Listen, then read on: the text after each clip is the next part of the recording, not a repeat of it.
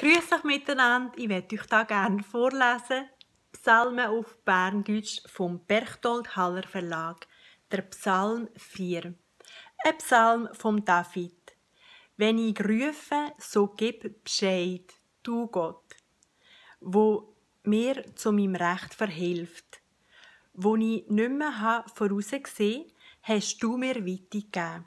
Hab Erbarmen und los auf mein Gebet. Der Herr Söhn, wie lang bleibt mir ihr geschändet? Wie lang habt ihr das Nötige gern und suchet nach Loginen? Merket doch, dass der Herr seine Frommen wunderbar schenkt. Der Herr lässt, wenn ich zu ihm rufe. Reget euch nur auf, aber behauptet nichts Letztes. Töpelet auf dem Glieder, aber het euch still. Opferet rechte Opfer und vertrauet am Herr. Viele sagen, wer macht, dass wir das Gute sehen. Vergangen ist für uns, Herr, das Leuchten von deinem Gesicht.